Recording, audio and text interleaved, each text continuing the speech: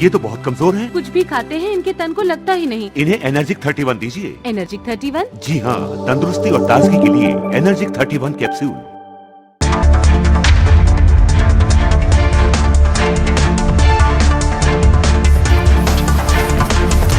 नमस्कार, आप देख रहे हैं ये भारत की बात है और आपके साथ मैं हूं विवेक। देश का नंबर 1 शो है, इसलिए बराबर मैं कहता हूं कि कुर्सी की पेटियां बांध लीजिए।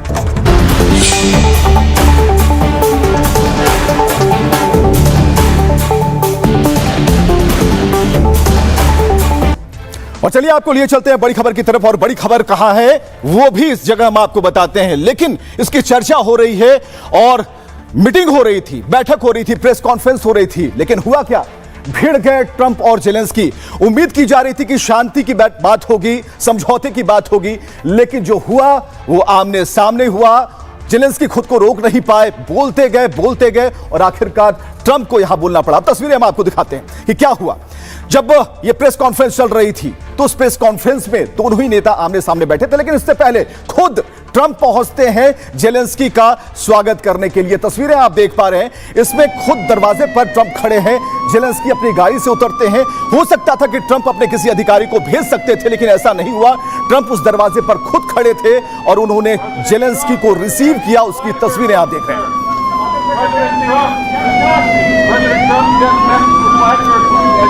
तो इसके बाद जो ट्रंप का स्टाइल है, उस स्टाइल में ट्रंप नजर आते हैं, लेकिन होता क्या है? प्रेस कॉन्फ्रेंस शुरू होती है, लेकिन प्रेस कॉन्फ्रेंस में एक जो झुंझलाहट है, यहां पर धन्यवाद कहने के बजाय जेलेंस्की जो है वो टूट पड़ते हैं और अपनी बात कहने लगते हैं। With us, you start having cards. But right now, you don't have. You're playing cards. You're playing cards. You're gambling with the lives of millions of people. You're gambling with World War III. You're gambling with World War III. And what you're doing is very disrespectful to the country. तो Trump ने साफ तौर पर कह दिया कि आप तीसरे वर्ल्ड वॉर की तरफ आप ले जा रहे हैं, ये कहीं से भी शांति समझौते जैसा नहीं है। और इन तस्वीरों में सबसे खास ये रहा कि यहाँ जो यूक्रेन की राजदूत हैं उन्होंने अपना सिर पकड़ लिया। ये तस्वीरें आप देख पा रहे हैं, ये ओसाना मार्कोरोवा हैं जो कि यूक्रेन की राजदूत हैं, अपने सिर पर हाथ लगाकर बेहद ही गंभीर मुद्रा में नजर आती हैं। You don't want to cease fire. I said to you, I want to cease fire. With guarantees. Because you get a ceasefire faster than an agreement. Ask our people about ceasefire.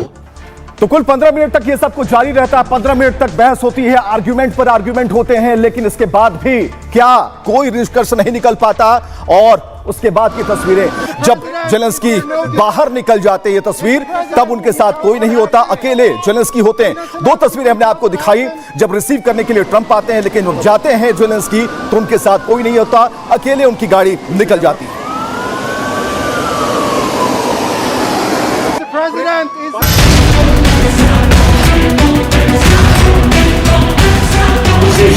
You don't have the cards right now. White house की ये तस्वीरें दुनिया भर में live थी। किसी को भरोसा नहीं हो पा रहा था कि कैमरे पर कैसे दो देश के राष्ट्रपति में तीखी बहस हो रही है। रूस यूक्रेन जंग को खत्म कराने की बात हो रही थी, लेकिन पूरा मामला ही उलझ गया। You're playing cards. You're gambling with the lives of millions of people. You're gambling with World War III. You're gambling with World War III. गनीमत इतनी रही कि दोनों नेताओं में हाथापाई नहीं हुई। इसके बाद जेलेंस्की को व्हाइट हाउस से बाहर कर दिया गया।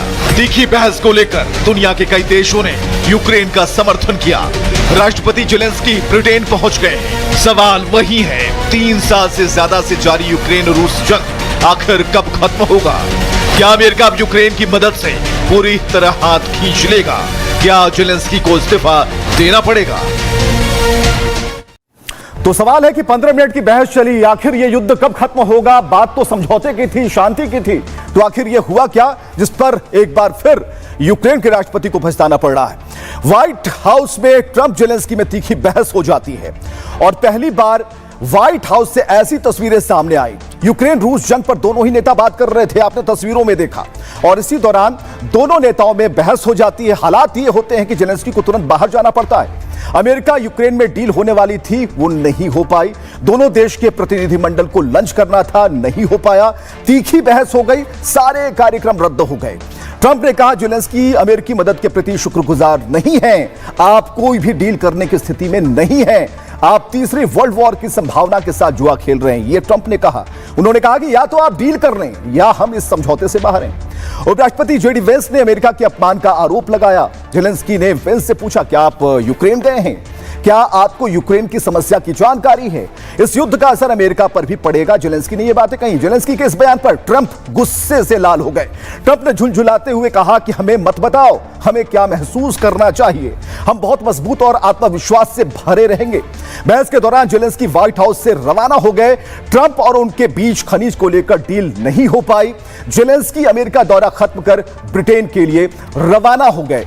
तो यह पूरी पृष्ठभूमि थी, लेकिन जेलेंस्की ने क्या कहा है इस पूरी बहसबाजी के बाद, ये देखिए।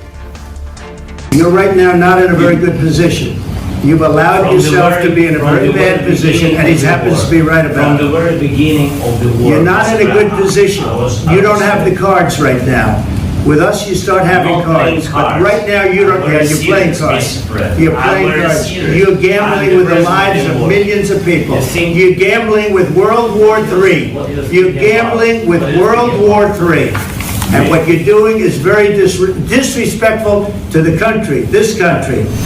Offer some words of appreciation for the United States of America and the president who's trying to save your country. Please, you think that if you will speak very loudly about the war, He's not speaking loudly. He's not speaking loudly. Your country is in big trouble. Can I Wait a answer? minute. No, you've done a lot of talking. Your country is in big trouble. I know. You're not winning. You're not winning this. You have a damn good chance of coming out okay because of Mr. us. President, we are staying in our country, staying strong from the very beginning of the war. We've been alone, and we are thankful. I said thanks. You haven't in been this alone. cabinet, You and haven't not been only in alone. this We cabinet. gave you, through I this said stupid thank you. president, $350 billion. You voted We gave for you your military president. equipment, You and your voted men for are your brave, president. but they had to use our military. What about West? If you didn't have You our invited military me. equipment, You invited if me you to didn't speak. have our military equipment, this war would have been over in 2 weeks. This is something Maybe new. less. In 2 weeks, of course, yes. It's going to be a very hard thing to do business like this. तो पूरी media के सामने Trump को यह बताना पड़ा कि आपको हमने मदद की थी और आप उसे भूल चुके हैं, आप एहसानमंद नहीं हो सकते। लेकिन इस बीच तस्वीरें आती है कि सीधे जेलेंस्की उस बैठक के बाद पहुंच जाते हैं लंदन, और वहां पर जो बैठक होनी है उसमें शामिल यूरोपीय देशों की जो बैठक हो रही है उसमें शामिल होने के लिए वो चले जाते हैं। लेकिन सबसे बड़ा सवाल है कि युद्ध कब तक चलेगा, कब तक रुकेगा, और सबसे बड़ी बात है कि इसे समाप्त कब तक हो सकता है। चलिए उसके बाद हम अब बात करते हैं कि ट्रंप के राष्ट्रपति चुने जाने के बाद से ही यह तनाव बढ़ जाता है। राष्ट्रपति चुने जाते हैं ट्रंप और तनाव बढ़ता है। ट्रंप ने भी जेलेंस्की को लेकर कई बार बयान दिया। ट्रंप ने पुतिन के साथ रिश्ते कई बार दोहराए, पुतिन को अपना बेहतरीन दोस्त भी बताया। जंग खत्म करने के लिए रूस अमेरिका में बातचीत भी हुई, लेकिन इस बातचीत में यूक्रेन को शामिल नहीं किया गया और इसे लेकर जेलेंस्की ने ट्रंप पर सवाल उठाए थे, दावा किया था ट्रंप गलत सूचनाओं पर फैसला ले रहे हैं। ट्रंप ने हाल में कई बार जेलेंस्की को निशाने पर लिया। ट्रंप ने जेलेंस्की को तानाशाह तक कह दिया। व्हाइट हाउस में बातचीत के दौरान भी यह तल्खी साफ तौर पर देखी गई। ट्रंप ने कहा यूक्रेन को सीजफायर तुरंत स्वीकार करना चाहिए। जेलेंस्की ने कहा युद्ध विराम की डील गारंटी के साथ हो। ट्रंप ने कहा कि यूक्रेन इस वक्त एक बड़ी मुसीबत में है, वो रूस के साथ जंग में जीत नहीं हासिल कर सकते। हमने आपको 350 अरब डॉलर दिए हैं, अगर हम सैन्य सहायता नहीं देते तो ये युद्ध मात्र 2 हफ्ते में खत्म हो जाता। तीखी बहस होती है, जेलेंस्की को व्हाइट हाउस से बैरंग लौटना पड़ता है। तो ये पूरी कहानी है। लेकिन इसके बाद क्या होता है, जेलेंस्की ने क्या कहा, यह जरूरी है जानना। लेकिन हम आपको समझाते हैं कि आर्गुमेंट दिया जा रहा था, इस आर्गुमेंट पर क्या क्या कहा गया। wants to finish more than we. इससे ज्यादा कोई युद्ध को खत्म नहीं करना चाहता, क्योंकि हम यूक्रेन में हैं, हम इस युद्ध में हैं।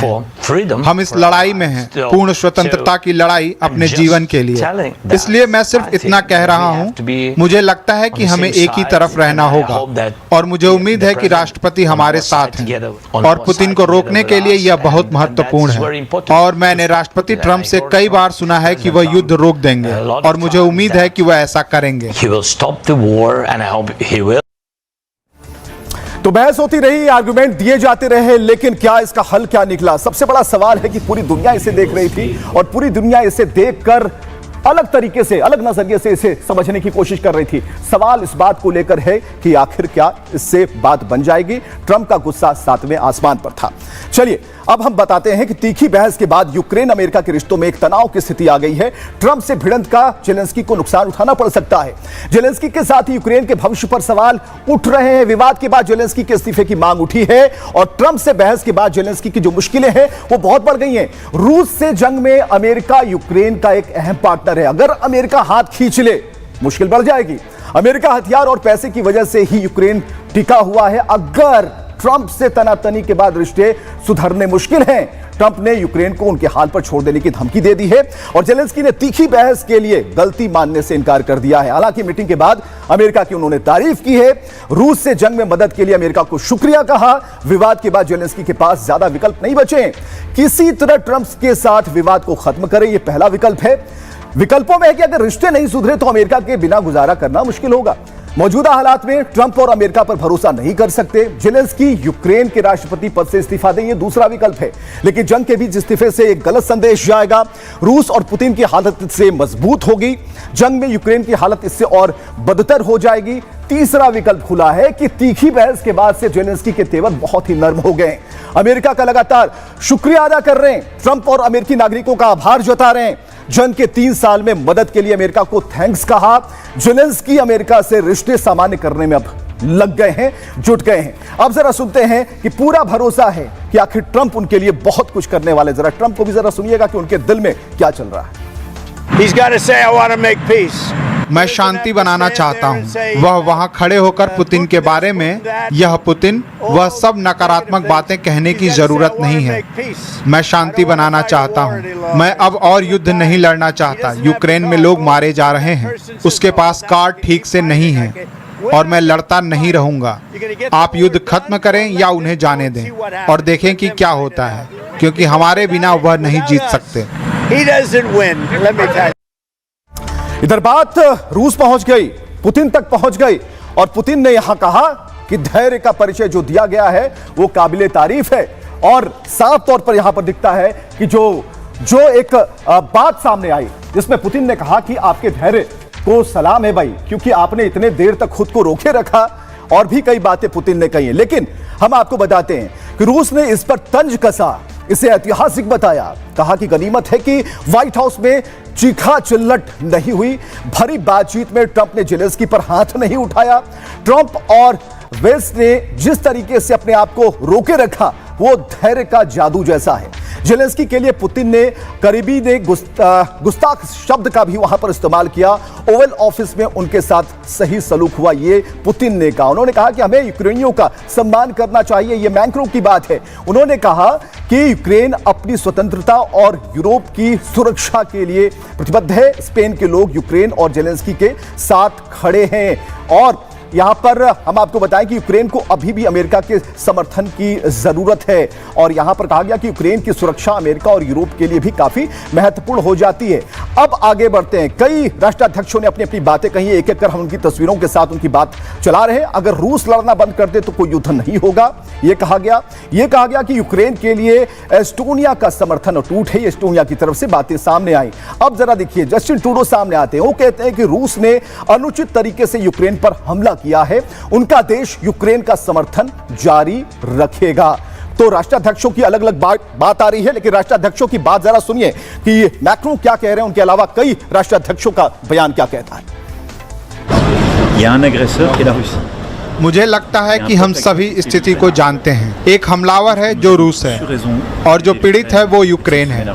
मुझे लगता है कि हम सभी यूक्रेन की मदद करने और 3 साल पहले रूस पर प्रतिबंध लगाने के लिए सही थे और ऐसा करना जारी रखेंगे। जब मैं कहता हूं तो मेरा मतलब संयुक्त राज्य अमेरिका, यूरोपीय, कनाडाई, जापानी और अन्य से है। And we stand unequivocally. हम यूक्रेन के साथ खड़े हैं। यूक्रेन के लोग न केवल अपनी राष्ट्रीय संप्रभुता के लिए लड़ रहे हैं, वे अंतर्राष्ट्रीय कानून के शासन के लिए लड़ रहे हैं। हम यूक्रेन के साथ तब तक खड़े रहेंगे जब तक इसकी जरूरत होगी।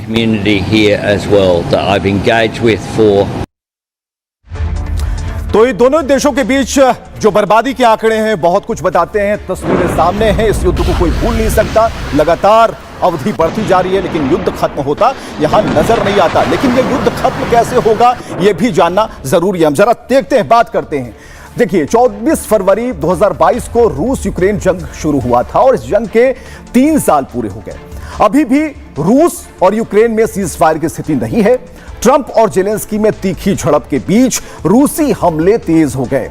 कल रात रूस ने यूक्रेन के 48 ड्रोन मार गिराए हैं और रूस ने यूक्रेन के लगभग 11% क्षेत्र पर कब्जा कर लिया है। यूक्रेन के साथ ही रूस को भी युद्ध से तगड़ा झटका लगा है। रूस के तकरीबन 4 लाख से अधिक सैनिकों के मारे जाने या फिर घायल होने का दावा किया जा रहा है। जंग से सुपर पावर रूस की प्रतिष्ठा को भी धक्का पहुंचा है और रूस की जो अर्थव्यवस्था है बुरी हालत में है। रूस यूक्रेन जंग में अब तक 100 लाख करोड़ से ज्यादा का नुकसान हो गया है। लेकिन अब हम आपको बताते हैं कि जो डिफेंस एक्सपर्ट हैं इसको अलग नजरिए से देखते हैं। शैलेंद्र सिंह जो कि रक्षा विशेषज्ञ हैं, उनका क्या कहना है ये भी देखिए।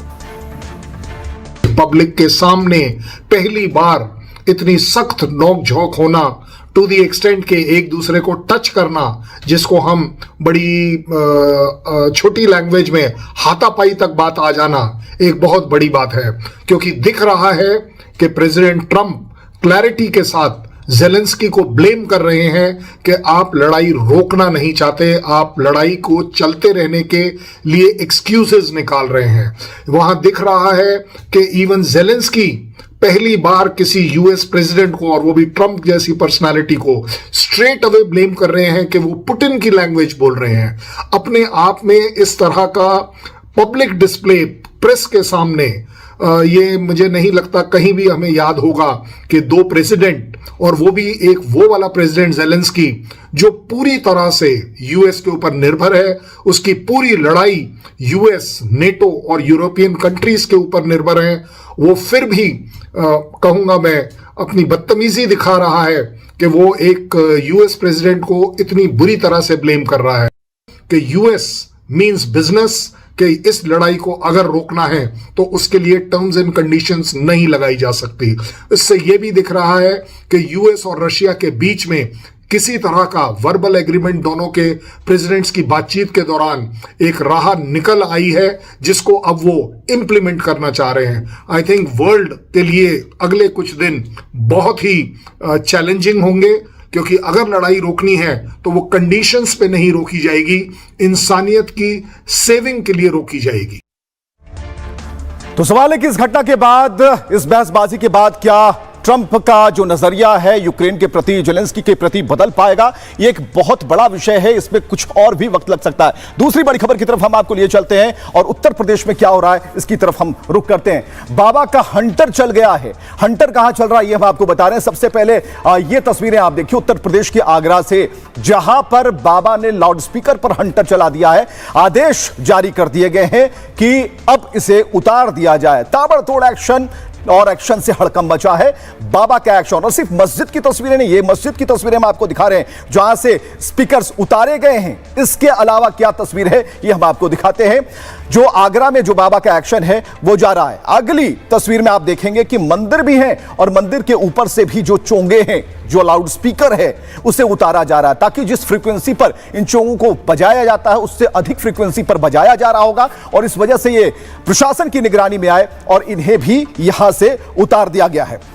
और इसके बाद हम और कुछ तस्वीरें आपको दिखा रहे हैं। लाउड स्पीकर उतर रहे हैं और लाउड स्पीकर उतार कर यह संदेश दिया जा रहा है कि जो ध्वनि प्रदूषण है उसे किसी भी हालत में हमें रोकना होगा। और यह शाहजहांपुर की मस्जिद को देखिए जहां एक्शन में पुलिस है और पुलिस ने इन मस्जिदों के ऊपर से चोंगे उतारने शुरू कर दिए हैं, लाउड स्पीकर हटाने शुरू कर दिए हैं।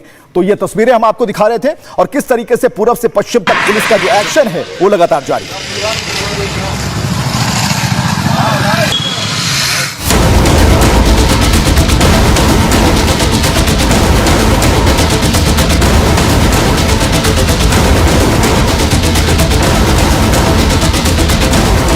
ये बाबा का उत्तर प्रदेश है। यहाँ योगी आदित्यनाथ का हंटर चलता है।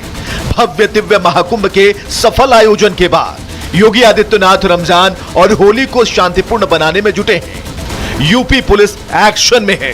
धार्मिक स्थलों से लाउडस्पीकर हटाने का काम तेज है।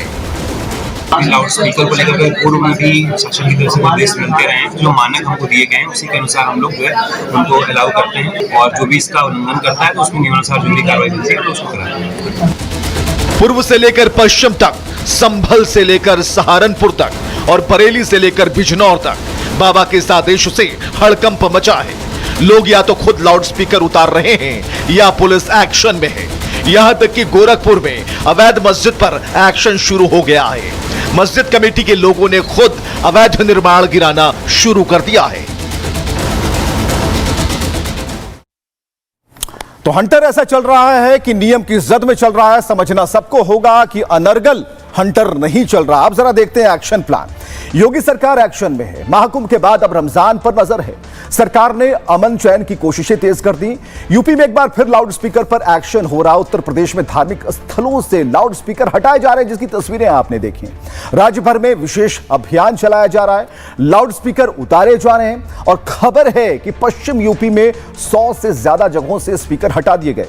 करीब 50 से ज्यादा लाउडस्पीकर की आवाजें कम करा दी गई। पब्लिक प्लेसेस पर लगे जो अवैध लाउडस्पीकर हैं उन्हें भी वहां से हटाया जा रहा है। रमजान और होली को देखते हुए कार्रवाई चल रही है और पिछले दिनों योगी ने पुलिस को साफ निर्देशित किया था, कहा था आस्था का पूरा सम्मान कीजिए मगर अराजकता को बर्दाश्त मत कीजिए। धर्मस्थलों से अवैध लाउडस्पीकर हटाएं। ऐसी शिकायतें मिल रही हैं, इसलिए तुरंत एक्शन लें। त्योहार के नाम पर हुड़दंग करने पर सख्त कार्रवाई की जाए। परंपरा के खिलाफ किसी नए आयोजन को अनुमति ना दें। दरअसल रमजान के मौके पर होली का त्योहार भी पड़ रहा है, तो ऐसे में 13 मार्च को होलिका दहन है, जबकि शुक्रवार 14 मार्च को होली है। और ऐसे में योगी आदित्यनाथ और उनका पूरा प्रशासन पूरी तरह से सतर्क है ताकि जो शरारती तत्व हैं ऐसे मौके का गलत फायदा ना उठा पाए, उन्हें कोई मौका ना मिल पाए। अब चलिए हम बात करते हैं कि सोनम कुमार जो कि डीसीपी पश्चिम है आगरा से, और एक्शन में जो बाबा हैं किस तरीके से लोग मुश्किल से बाहर निकलने की कोशिश कर रहे हैं। ऐसे में सपा नेता फिरोज खान क्या कहते हैं, ये तरफ से डीसीपी और सपा नेता फिरोज खान क्या कह रहे हैं ये दिखा रहे हैं। में ध्वनि विस्तारक यंत्रों के प्रयोग के ऊपर नियमानुसार कार्रवाई की जा रही है। इसके अंतर्गत पश्चिमी जोन में कल लगभग 52 लाउडस्पीकर्स को उतरवाया गया है और 44 लाउडस्पीकर्स की ध्वनि कम की गई है। जो भी मानक है उससे अधिक जो ध्वनि प्रोड्यूस कर रहे हैं उन पर हम लोग कार्रवाई कर रहे हैं। जैसे कि धर्मस्थल हो गए, शादी विवाह या कोई अन्य आयोजन है उस पर कार्रवाई हो रही है। ये जिलाधिकारी महोदय को भी, कप्तान साहब को भी 4 दिन पहले ही पत्र लिख दिया था और मेरी आज भी वार्ता हुई है इस मामले में। तो उन्होंने थोड़ा सा ये कहा है कि माननीय न्यायालय का आदेश है, भाई माइक उतर गए तो फिर लगे कैसे ये, उसमें यह हो सकता है। मैंने सिर्फ इतना अनुरोध किया कि रोज़ा खोलने का वक्त हो गया, इतनी इजाज़त। ये कितनी देर की बात है, 30 सेकंड की। तो एक्शन एक तरफ ही नहीं, हर तरफ एक्शन चल रहा है क्योंकि योगी एक्शन में। अब जरा देख लीजिए गोरखपुर से ये तस्वीरें हैं जहां मस्जिद कमेटी ने खुद मस्जिद का अवैध हिस्सा तोड़ना शुरू कर दिया।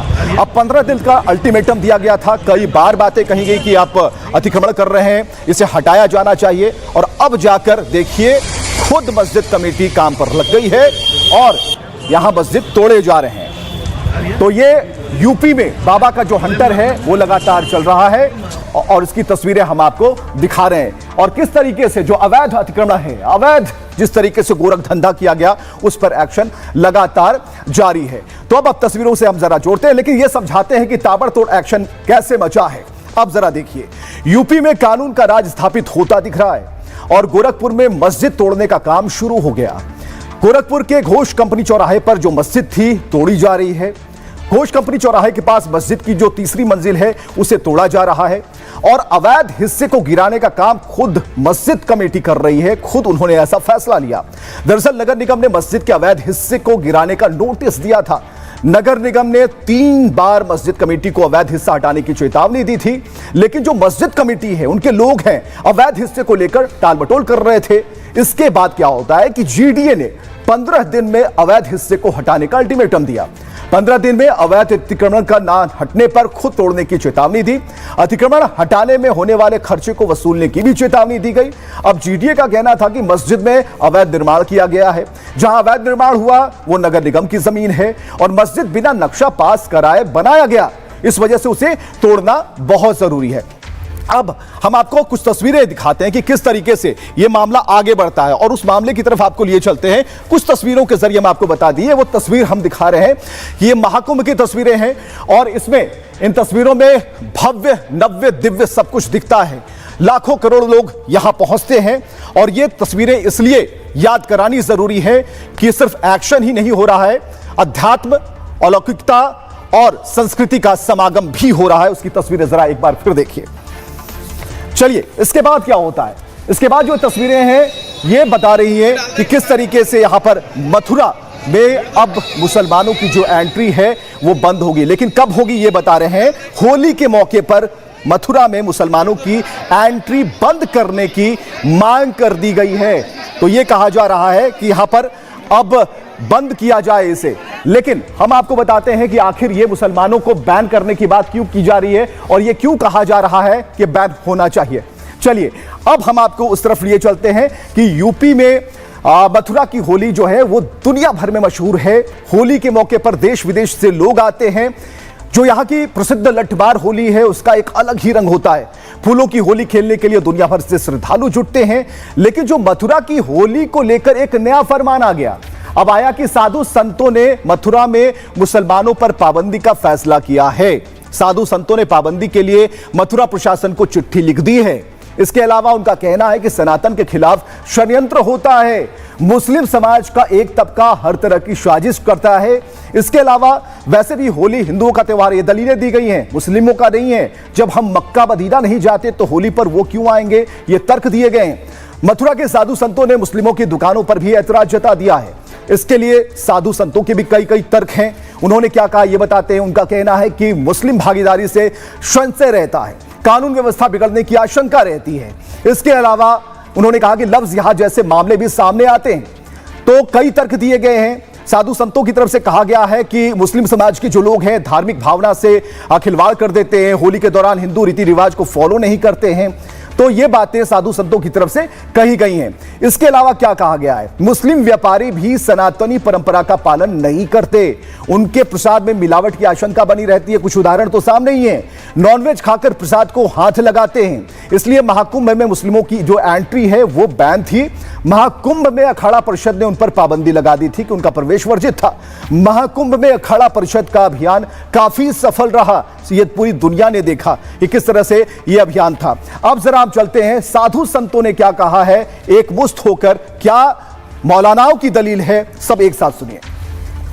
इस तरह की बातें करके समाज के अंदर नफरत घोल रहे हैं लोग। ये क्या तमाशा है कि मुसलमान नहीं लगाएगा, हिंदू लगाएगा, फला नहीं लगाएगा, धमाका लगाएगा।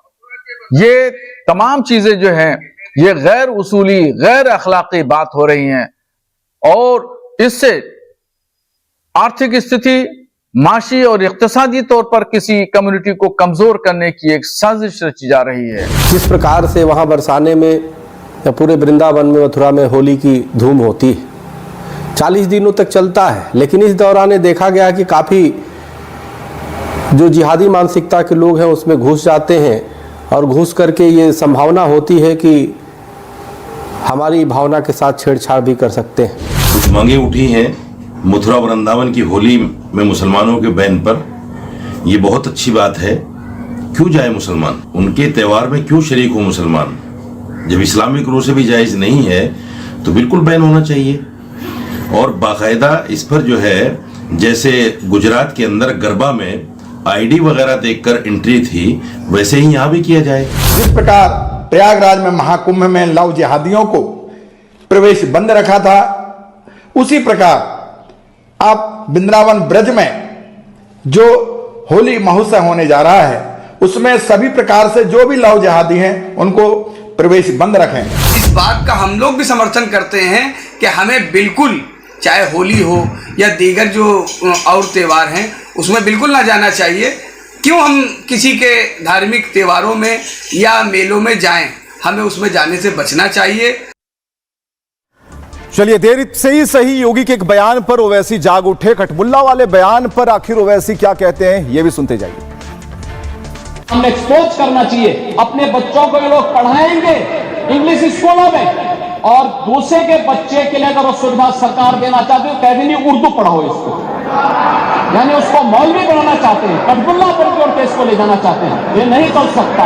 उत्तर प्रदेश के चीफ मिनिस्टर ने उत्तर प्रदेश की असेंबली में ये कहा कि उर्दू पढ़ना कठमुल्लाओं की तरह मौलाना बनाना की बात है, साइंटिस्ट नहीं बनते। अब जाहिर है उत्तर प्रदेश के मुख्यमंत्री को तो उर्दू नहीं आती, मगर वो साइंटिस्ट क्यों नहीं बने, उसका जवाब वही दे सकते हैं। बीजेपी आरएसएस वालों को बता रहा हूं, जो उर्दू बोलने वालों को कठमुल्ला कहते हैं। फराख गोरखपुरी ने कहा था, सरजमीन हिंद पर अक़वाम आलम के फराख, सरजमीन हिंद पर अक़वाम आलम के फराख, काफिले बसते गए, हिंदुस्तान बनता गया। तो बयान अपनी जगह है, लेकिन अब जो अच्छी खबर हम आपको बताने जा रहे हैं, अगर आपने संगम में स्नान नहीं किया है तो जरा ठहर कर गंभीरता से इस खबर को देखिएगा, क्योंकि आपके यहां भी संगम का जल पहुंचने वाला है, घर घर महाकुंभ का जल पहुंचने वाला है। एक अच्छी खबर हम आपको बताने जा रहे हैं। अब देखिए, संगम स्नान का दृश्य देखिए, भव्य आयोजन, और पूरे देश नहीं बल्कि विदेशों से भी लोग इस संगम में स्नान के लिए पहुंचे।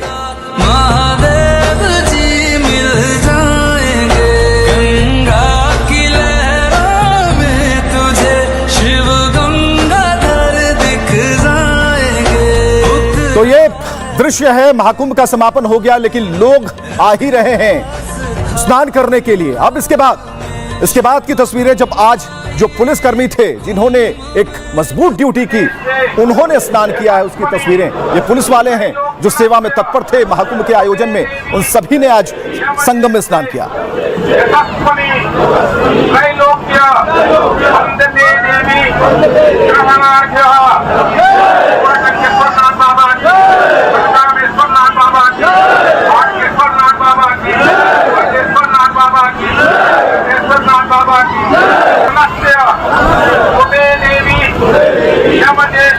चलिए, तो जिन्होंने स्नान कर लिया अब वो घर वापसी में लगे हैं, और उस अपार भीड़ को भी आप देख पा रहे हैं। ये संगम में जिन्होंने डुबकी लगाई आस्था की, उस संगम समागम से लौटते हुए लाखों की संख्या में लोग।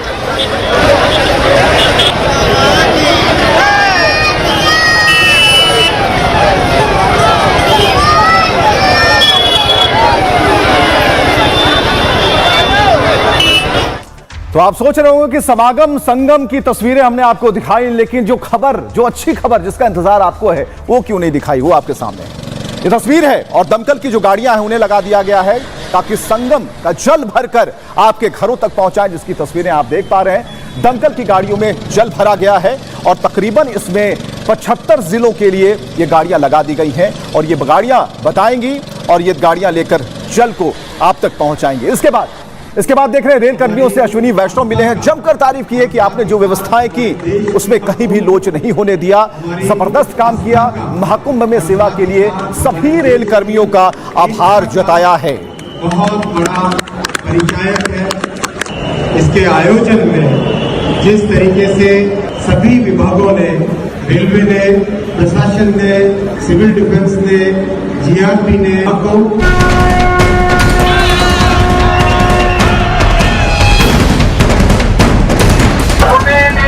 मुख्यमंत्री जी योगी बाबा डिस्टर्ब हैं, अफवाह फैलाते रह गए, दुष्प्रचार करते रह गए, लेकिन श्रद्धालुओं का सैलाब विरोधियों के गाल पे तमाचे पर तमाचा जड़ता रह गया।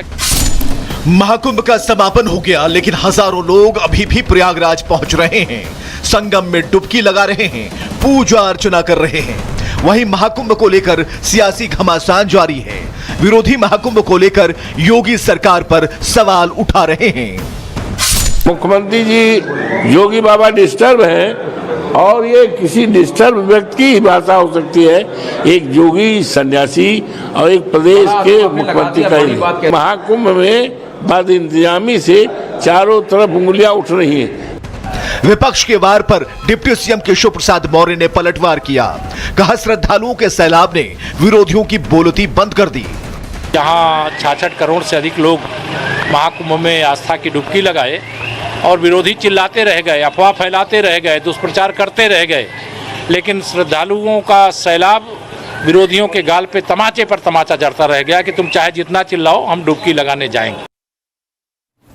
तो पक्ष हो विपक्ष हो, जब दमकल की गाड़ियां भर रही हैं संगम के जल को, वो ये नहीं देखेंगे कि जल कहां पहुंचेगा, पक्ष के यहां पहुंचेगा या विपक्ष के यहां पहुंचेगा। हो सकता है विपक्ष के यहां भी पहुंच जाए। चलिए, भव्य दिव्य महाकुंभ का समापन हो चुका है और जो लोग महाकुंभ नहीं जा पाए उनके लिए योगी सरकार ने खास तैयारी की है। तैयारी क्या है ये बता रहे हैं। सरकार ने हर जिले में संगम स्नान की तैयारी कर ली है। शुक्रवार को संगम तट पर पुलिसकर्मियों ने पूजा की, जिसकी तस्वीरें हमने आपको दिखाई। फिर दमकल की सैकड़ों गाड़ियों में संगम का जल भर दिया गया।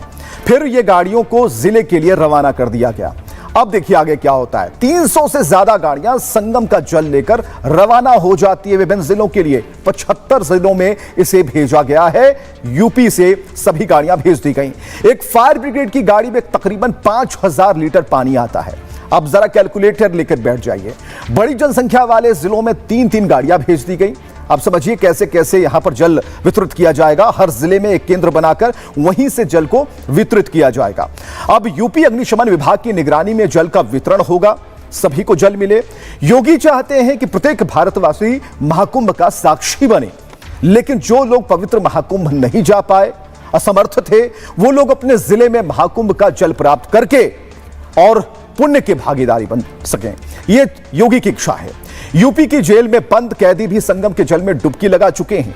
आपने देखा उन तस्वीरों को। जेल प्रशासन ने जेल के अंदर ही संगम से लाए जल से स्नान की व्यवस्था कर दी। सभी लोगों ने स्नान किया। यूपी के 90,000 से ज्यादा कैदी त्रिवेणी के पवित्र जल से स्नान कर चुके हैं, यानी सब पवित्र हो चुका है। इसके बाद जो व्यवस्थाएं की गई वो ये बता रही हैं कि योगी जो चाहते हैं, जो उनके मन में होता वो कर दिखाते हैं। अब देखिए इस पर राजनीति, दो ऐसे बयान जिससे आपको पता चलेगा मन में क्या है और बाहर क्या चल रहा है। जहाँ 66 करोड़ से अधिक लोग महाकुंभ में आस्था की डुबकी लगाए और विरोधी चिल्लाते रह गए, अफवाह फैलाते रह गए, दुष्प्रचार करते रह गए, लेकिन श्रद्धालुओं का सैलाब विरोधियों के गाल पे तमाचे पर तमाचा जड़ता रह गया। ये भारतीय जनता पार्टी के लोग केवल गुमराह करते हैं। पहले तो कह रहे थे वहाँ कुछ भी नहीं, गंदगी नहीं, वो नहीं। कल देखे आप सब लोगों को दिखाई दिया होगा गंदगी कौन साफ कर रहे हैं।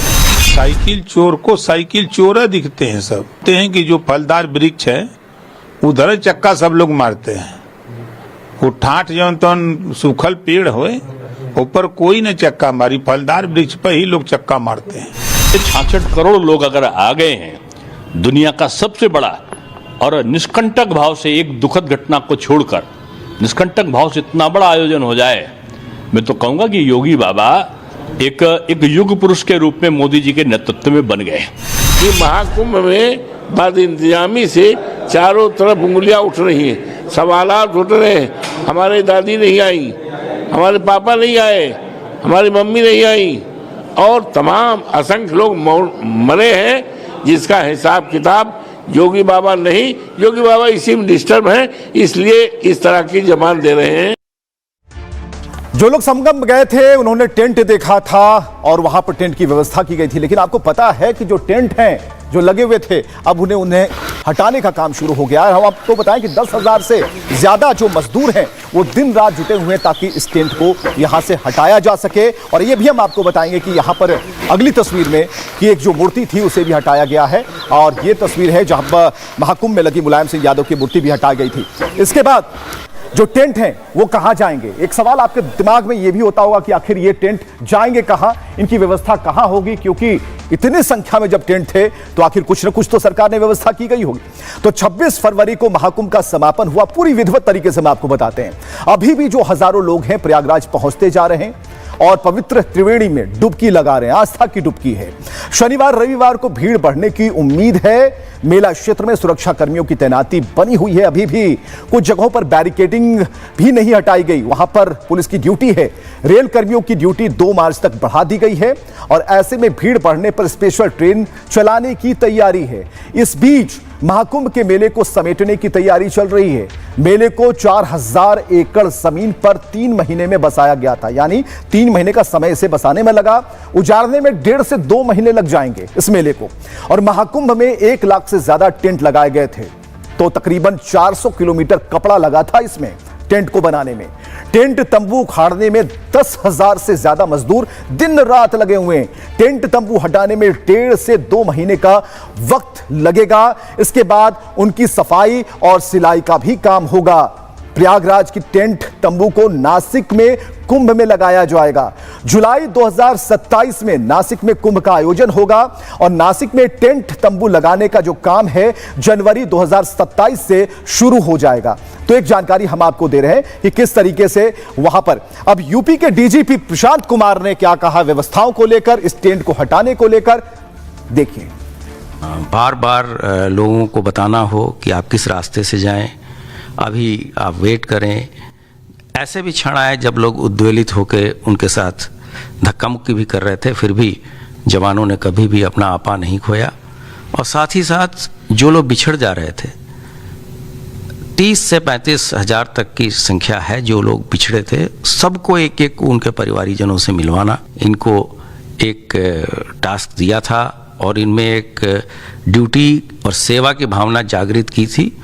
उस पर वे पूरी तरीके से सफल उतरे। कंट्रोल रूम का फीड भी माननीय मुख्यमंत्री जी के द्वारा स्वयं भीड़ के दिन होते थे, उनके द्वारा खुद ही मॉनिटर किए जाते थे। वो चीज़ें कैसे ग्राउंड जीरो पे एग्जीक्यूट हो रही है उसको खुद देखना और तथा बार बार फील्ड विजिट करके लोगों को इनकरेज करना और चीज़ों को बताना कि किस तरीके से और बेहतर प्रबंधन किया जा सकता है। मुझे लगता है कि इन तीनों चीज़ों के कारण ही हम लोग दिन रात हम लोगों ने परिश्रम किया। तो एक अमिट छाप महाकुंभ ने छोड़ दी, पूरे विश्व में इसी की चर्चा है। लाखों करोड़ों की तादाद में लोग यहां पर पहुंचे, इस समागम का हिस्सा बने। एक दिव्य अद्भुत तस्वीर आपको दिखा रहे हैं। ये तस्वीरें जहन में बैठ गई हैं जो कि रिकॉर्ड बना रही हैं।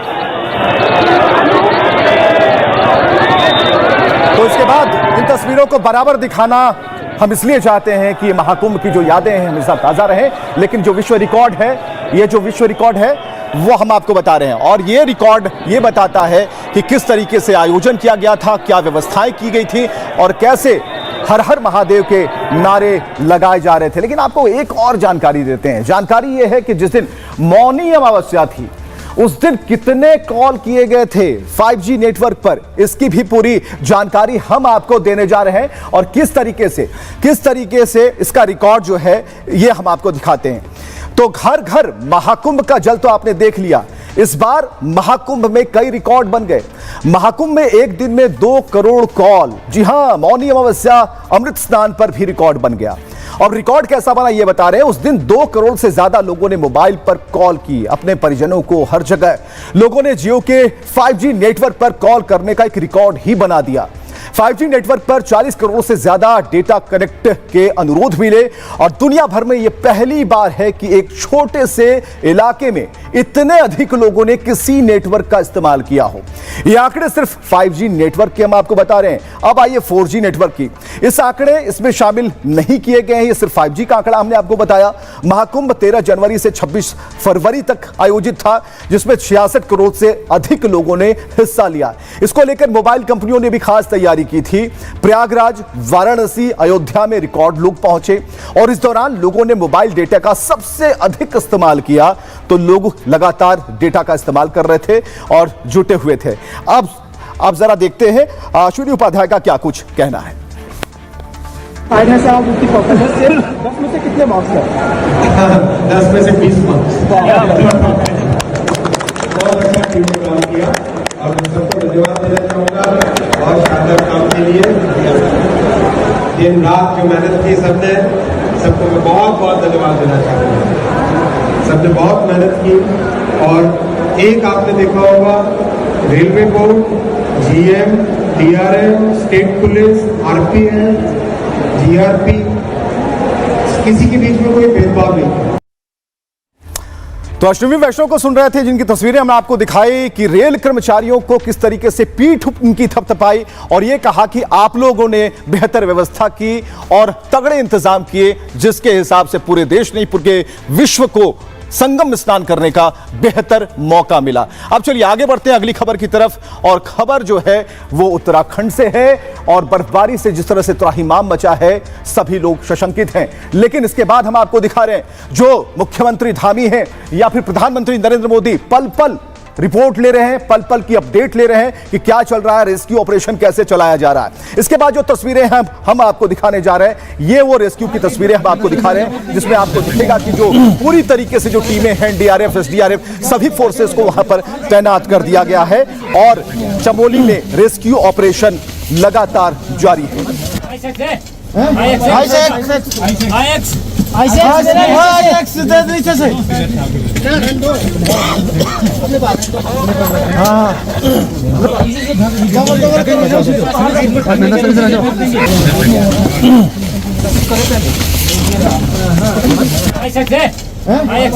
ये तस्वीरें बता रही हैं कि किस तरीके से वहां से रेस्क्यू ऑपरेशन चलाया जा रहा है, आर्मी कैंप कैसे ले जाया जा रहा है, इसकी तस्वीरें भी हम अब दिखाने जा रहे हैं। ये पूरी वीडियोग्राफी इसकी हो रही है और इस वीडियोग्राफी के जरिए जो लोगों को रेस्क्यू किया जा रहा है उनकी तस्वीरें कैद की जा रही है कि कितने लोगों को हमने बचाया है, कौन कौन लोगों को इस मलबे से निकाला गया है जो बर्फ के अंदर दबे हुए थे।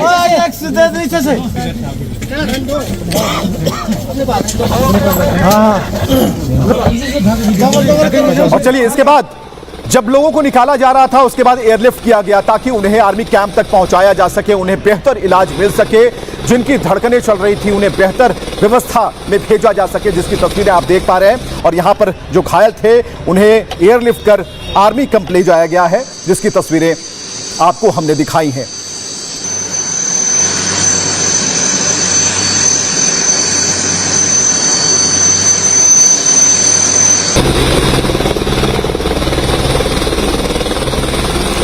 और इसके बाद खुद जैसा कि हमने कहा कि सीएम धामी लगातार मॉनिटर कर रहे हैं, सीएम धामी खुद पहुंचते हैं, जो घायल हैं उनका हाल जानते हैं और यही जानने की कोशिश करते हैं कि वहां पर कितने लोग थे। सारी जानकारियां इकट्ठे करते हुए घायलों से मिलते हुए मुख्यमंत्री धामी।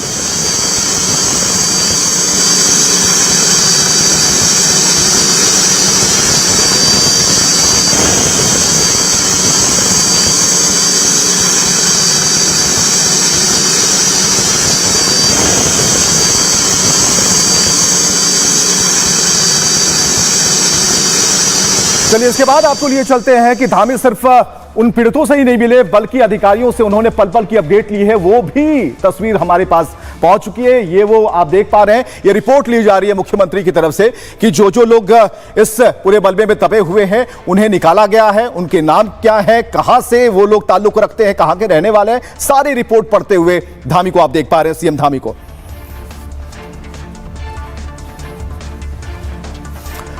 तो बर्फ में कितनी जिंदगियां फंसी हुई हैं, किन्हें किस तरीके से वापस किया जा रहा है, बुलाया जा रहा है। एनडीआरएफ की टीमें लगी हुई हैं, एसडीआरएफ की स्टेट की टीमें लगी हुई हैं, लेकिन हम आपको बता रहे हैं सबसे अहम है यह जानना कि यह कहां हुआ, कहां की। ये उत्तराखंड का माड़ा गांव है जहां पर एक गंभीर हादसा होता है और इसके बाद हम आपको बता रहे हैं कि इसमें ऑपरेशन जिंदगी जो चलाई जा रही है, कहां के लोग थे।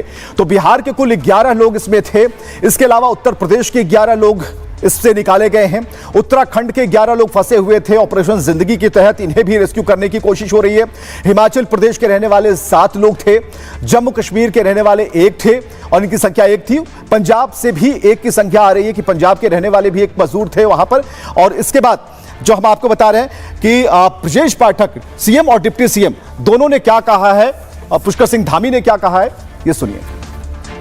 उत्तराखंड की दुर्घटना में जो उत्तर प्रदेश के मजदूर भाई फंसे हैं उनको निकालने के लिए लगातार उत्तराखंड सरकार प्रयास कर रही है। उत्तराखंड सरकार से हम सब लगातार संपर्क में हैं, ईश्वर से प्रार्थना करते हैं कि उन्हें शीघ्र सकुशल घर वापस लाए और मजदूरों के परिजनों से भी हम लोग लगातार संपर्क में हैं। हमारे मजदूर सकुशल हैं और शीघ्र वापस आएंगे, ऐसी मैं प्रभु से प्रार्थना करता हूँ। चुनौतीपूर्ण है क्योंकि बर्फबारी अत्यधिक हो गई है। उस क्षेत्र के 5 से ज्यादा ब्लॉकों में बिजली भी नहीं है, बिजली का संपर्क भी कट गया है, इंटरनेट भी नहीं है, दूरभाष भी अभी नहीं हो पा रहे हैं। वहाँ पर जल्दी से जल्दी हम लोगों ने अभी यहाँ पर मीटिंग की, आपस में बात की है कि जल्दी से जल्दी वहाँ पर एंटीना स्थापित किया जाएगा।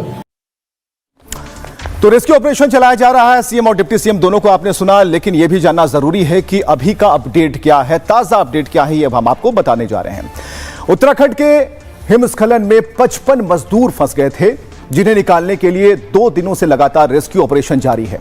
हादसे के दूसरे दिन 17 मजदूरों को बर्फ से निकाला गया, जबकि कल यानी कि शुक्रवार को 33 लोगों को बचा लिया गया था।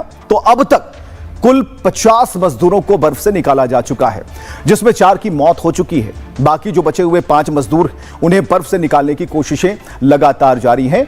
अब हम आपको बता रहे हैं कि कौन कौन सी टीमें लगी हैं। इसमें आईटीबीपी, बीआरओ, एसडीआरएफ और एनडीआरएफ के 200 से ज्यादा जवान लगाए गए हैं। तो रेस्क्यू ऑपरेशन लगातार जारी है और हादसे की जो जगह है वहां 8 फीट बर्फ और बढ़ी हुई है और लगातार होती बर्फबारी से जो रेस्क्यू टीम है उन्हें काफी परेशानियां हो रही हैं, लेकिन फिर भी वो रेस्क्यू काम कर रहे हैं। बर्फबारी में सड़कें जो हैं बंद होने की वजह से 6 हेलीकॉप्टर भी रेस्क्यू में लगाए गए हैं, ताकि यही एक आखिरी रास्ता है। इधर मुख्यमंत्री पुष्कर सिंह धामी खुद रेस्क्यू ऑपरेशन का निरीक्षण कर रहे हैं, जिसकी तस्वीरें भी हमने आपको दिखाई और दिखा रहे हैं आपको स्क्रीन पर। सिर्फ 4 घंटे में उन्होंने रेस्क्यू ऑपरेशन के कंट्रोल रूम का 2 बार दौरा किया है। पल पल की जानकारी ले रहे हैं, अधिकारियों से बात कर रहे हैं, रिपोर्ट्स मांग रहे हैं, पीड़ितों से मिल रहे हैं। और हम आपको बताएं कि हादसा जो है वो 28 फरवरी यानी शुक्रवार की सुबह 7:15 पर हुआ था। मोली बद्रीनाथ हाईवे पर बॉर्डर रोड ऑर्गेनाइजेशन के 55 जो मजदूर थे वो कंटेनर हाउस में रुके थे। तभी क्या होता है कि बर्फ का जो पहाड़ है वो खिसक जाता है, सभी मजदूर इसकी चपेट में आ जाते हैं और कहा जा रहा है कि ज्यादा बर्फ होने के कारण 3 कंटेनर ट्रेस नहीं हो पा रहे। इनकी तलाश के लिए जो आर्मी के स्निफर डॉग्स है उनकी ड्यूटी लगा दी गई है, उनकी तैनाती कर दी गई है और जो सेना की जो 3 टीम लगातार पेट्रोलिंग कर रही है, कंटेनरों को ढूंढ रही है, खोज रही है कि और इसके लिए कुछ हाईटेक जो उपकरण हैं उसे भी मंगा लिया गया है। जो फिलहाल रेस्क्यू ऑपरेशन है वो जारी है। उम्मीद है कि जल्द सभी मजदूरों का रेस्क्यू पूरा हो जाएगा। अब आपकी इच्छा होगी कि जो ग्राउंड रिपोर्ट है वो क्या कहती है, तो हमारे सहयोगी सागर ने ग्राउंड रिपोर्ट से बताने की कोशिश की कि रेस्क्यू का काम कैसे चल रहा है और किस रफ्तार में कितने लोगों को बचाया गया। पहाड़ों पर देखिए रेस्क्यू ऑपरेशन का दौर लगातार जारी है। कैसे जो श्रमिक फंसे हुए हैं उन तक आवागमन बेहतर हो सके, रेस्क्यू ऑपरेशन का दौर यहाँ पर देखिए बीआरओ कंपनी के द्वारा लगातार जारी है और बुलडोजर के जरिए देखिए यहाँ से बर्फ को लगातार हटाया जा रहा है। किस तरह से यहाँ पर काम किया जा रहा है, आकाश इन तस्वीरों को एक बार दिखाइए। देखिए कितना कठिन यहाँ पर रेस्क्यू ऑपरेशन है और बर्फ को इसी तरह से हटाकर रास्ते को यहाँ पर क्लियर किया जा रहा है। पहाड़ों पर अभी भी ऊंची चोटियों पर हर जगह देखिए यहाँ पर अभी भी बर्फ की मोटी चादर आपको दिखाई दे रही है और ये लगातार देखिए पहाड़ों से लगातार नीचे गिर रही है। देखिए जवान कितने मुस्तैद हैं, ये लगातार ये देख रहे हैं कि कहीं और तो ये मलबा नहीं है। लेकिन किस तरीके से बर्फबारी हो रही है, रेस्क्यू का काम कैसे चल रहा है, सागर ने बताने की कोशिश की। सागर ने बताया कि कितनी फीट तक गहराई है बर्फ की, लेकिन तस्वीरें हम आपको दिखा रहे हैं। जो बर्फ की परत है वो जम रही है और लगातार जमती जा रही है और लेकिन बर्फ की जो नदियां हैं यानी कि पानी बर्फ में बदल चुका है और किस तरीके से बह रहा है वो तस्वीरें हमने आपको दिखाई हैं।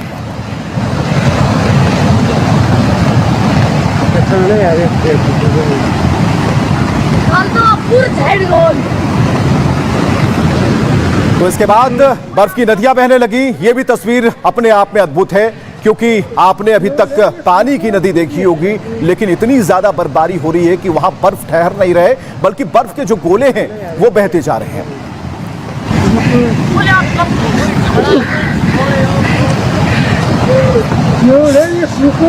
इसके बाद की तस्वीरें हमने आपको दिखाई, लेकिन अगली तस्वीर हम आपको दिखा रहे हैं और इन तस्वीरों में अगर आप देखेंगे तो यहाँ पर जो लोग हैं, जो स्थानीय लोग हैं, गर्भवती महिला को लेकर अस्पताल जाते हुए, क्योंकि सभी रास्ते ब्लॉक हो चुके हैं, बंद हो चुके हैं, बेड पर अस्पताल एक मरीज जा रही है, गर्भवती महिला है, जिसे आसपास के जो ग्रामीण उनके परिजन जो है लेकर जाते हैं। में हमारी एक बहन बीमार है, जिसकी वजह से रात को बारिश हुई और बारिश की वजह से हमने सुबह एम्बुलेंस वालों को फ़ोन किया। उस टाइम इतनी बर्फबारी नहीं थी, कम बर्फ थी। तो अब 11 से 12 घंटे हो गए तो गाड़ी का इंतज़ाम नहीं हुआ। जिसकी वजह से तो साफ तौर पर उनके परिवार वाले बता रहे हैं कि एम्बुलेंस की गाड़ी को हमने फोन किया, लेकिन कैसे आते बर्फबारी शुरू हो चुकी थी। लेकिन तस्वीरें आपको हम अब दिखा रहे हैं लाहौल स्पीति हिमाचल में, जहां हर तरफ बर्फ ही बर्फ नजर आ रही है और इतनी ज्यादा बर्फबारी है कि कहीं भी रास्ता ढूंढने से भी नहीं दिखाई दे रहा और कई फीट तक यहां पर बर्फ जमा है और यही बहुत बड़ी परेशानी की वजह है।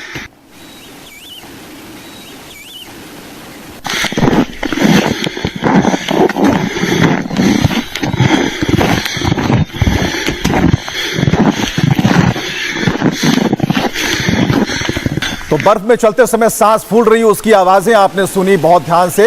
अब हम आपको लाहौल स्पीति की तस्वीरें दिखा रहे हैं। इन तस्वीरों में आप देखेंगे कि गाड़ियां नजर आती हैं, लेकिन उनके ऊपर बर्फ की जो चादर है, मोटी परत है, वो जम चुकी है और कई गाड़ियां ऐसी हैं यहां पर जो बर्फ से लदी हुई हैं। गाड़ियां सिर्फ इसलिए पता चल पा रही हैं कि उनका जो शेप है बर्फ जैसा शेप लग रहा है, लेकिन गाड़ियों अंदर है, बर्फ ऊपर है। जब बर्फ की चादर जम गई गाड़ियों के ऊपर तो घरों के ऊपर भी जमी और ऐसे में उन घरों के ऊपर दबाव ना बढ़े, इसलिए जो घर के लोग हैं वो अपने छतों से बर्फ को हटा रहे हैं और एक भारी बर्फबारी में ऐसा किया जाता है। तो घरों से बर्फ हटाते हुए लोग आपको देख रहे हैं। जब वहां से बर्फ को हटाया जा रहा है तो बर्फ की एक मोटी सिल्ली आपको यहां से नजर आएगी।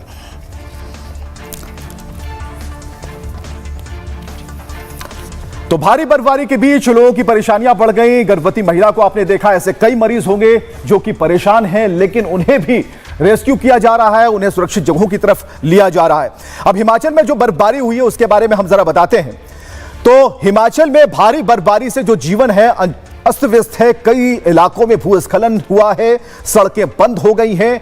पूरे हिमाचल में करीब 500 सड़कें प्रभावित हुई हैं। लगभग 2000 बिजली के ट्रांसफार्मर बंद हैं, यानी कि बिजली सप्लाई पर बुरा असर पड़ा है। ब्लैकआउट की स्थिति है। राजधानी शिमला की बात करें जो 4 मुख्य मार्ग समेत 43 ऐसी सड़कें हैं जो ब्लॉक हो गई हैं। कुल्लू की अगर बात कर लें 100 से ज्यादा सड़कें ब्लॉक हो गई हैं। चंबा के कई इलाके हैं जहां बिजली, टेलीफोन सेवाएं सब बंद हैं। कांगड़ा की बात कर लीजिए, बादल फटा, उसकी वजह से भारी नुकसान हुआ है वहां पर और यहां पर 10 से ज्यादा घरों को भारी नुकसान पहुंचा है। तो यानी कि फिलहाल हिमाचल के कुछ इलाकों में मौसम जो है खुलने की भी सूचना है, जिससे पूरे हिमाचल प्रदेश में एक राहत की उम्मीद जगी है कि अब सब कुछ साफ हो जाएगा। इसके बाद जो हमारी सहयोगी ऋतु है वो भी हालात का जायजा लेने के लिए ग्राउंड जीरो पर पहुंची। देखते हैं उनकी रिपोर्ट क्या कहती है। व्यास नदी का जो प्रकोप है वो यहाँ पर बढ़ता हुआ नजर आया था और इसी प्रकोप के जो अंश है वो हम आपको दिखा रहे हैं किस तरीके से गाड़ियों को बहा ले गया, जो बहाव है। और इस दौरान की तस्वीर किस कदर रही होगी, उस दौरान का मंजर कैसा रहा होगा, ये हम तस्वीरों के जरिए जरा समझ सकते हैं। इस वक्त भी आपको तस्वीरों में एक ऑल्टो कार नजर आ रही होगी जो कि उस दौरान यहाँ फंस गई थी। आपको नजर आ रही होगी हिमाचल प्रदेश की जो पथ परिवहन निगम की गाड़ियां हैं वो भी आपको दिखाई दे रही होंगी। और व्यास नदी का रौद्र रूप जरा देखिए आप, यही वो रौद्र रूप है जिसका शिकार यहाँ पर। चलिए अब एक ऐसी खबर जहां दलित की बारात रोके जाने का मामला सामने आया। तस्वीरें आप देख पा रहे हैं, दलित की बारात जा रही थी और यह दलित समुदाय से आता है और इसकी बारात को रोक दिया गया है। तो अब हम आपको तस्वीरें एक एक कर दिखा रहे हैं। इसके बाद जो हम इसके बारे में जो जानकारियां हैं वो हम अब बताने जा रहे हैं। और दलित की बारात रोके जाने का ये जो मामला है अब तूल पकड़ता जा रहा है। लोगों के बीच भी ये कौतूहल का भी विषय है। नहीं उतरा, गाड़ी बहुत खिड़की से कांच को मारने लगे थे, एकदम दारू पी रखी थी और 10-12 क्या कह रहे थे?